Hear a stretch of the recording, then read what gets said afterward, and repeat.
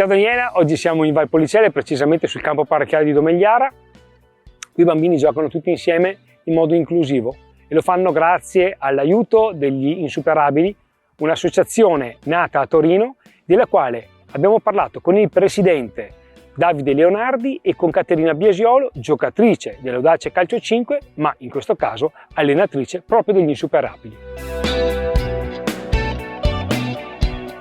Insuperabili nasce a Torino nel 2012 con 4 ragazzi, quindi 4 iscritti e un team multidisciplinare di 6 persone. Col tempo la prima sede si chiude con 25 iscritti e ad oggi ne abbiamo 650 su tutto il territorio italiano. L'obiettivo è di creare un network di scuole calcio per persone con disabilità, che con gli anni potessero iniziare a diventare dei veri e propri atleti per creare un movimento, quello del calcio per atleti con disabilità. Riusciamo a coprire tutto il territorio italiano con allenamenti che si svolgono durante tutto il corso della settimana.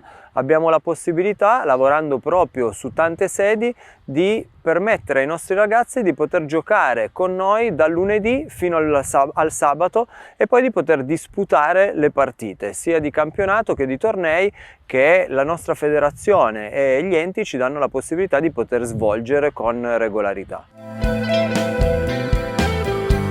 Il Veneto è una regione recettiva, noi abbiamo 2 sedi, una qua in provincia di Verona e una a Chioggia, con una densità di numeri discreta, però potremmo fare molto di più perché giocare a calcio piace a tantissimi bambini, piace a tantissimi ragazzi, dobbiamo cercare di non frenarci di fronte a quelle che potrebbero essere delle apparenze.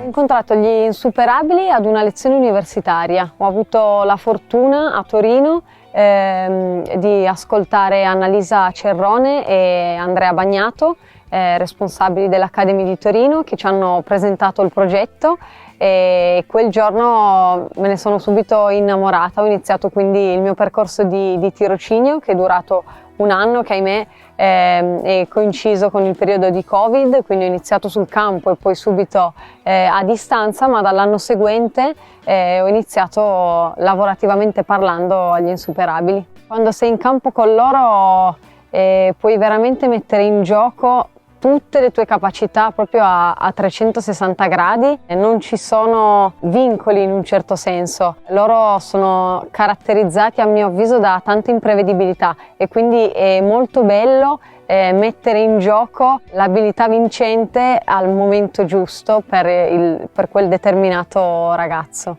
Un calcio sia all'Audace Verona e sia agli Insuperabili. Agli Insuperabili il calcio è proprio veicolo per far correre questi ragazzi all'aria aperta e provare a insegnare a loro a giocare a pallone, appunto. Connubio sport e disabilità vorrei che diventasse un giorno la mia principale occupazione e qui agli Insuperabili ho la possibilità di mettere in pratica e toccare con mano quello che vivo in università tra teoria e ricerca. Facciamo bene! Obiettivi per il futuro tanti, soprattutto adesso che compiamo 10 anni, soprattutto adesso che grazie al gruppo Ecoeridania ci siamo fatti un regalo molto importante, perché la Onlus è evoluta ed è diventata fondazione. È diventata fondazione Ecoeridania Insuperabili. Questo darà la possibilità a tutto il progetto Insuperabili di poter continuare a crescere e soprattutto di poter aprire anche ad altre categorie. Bene.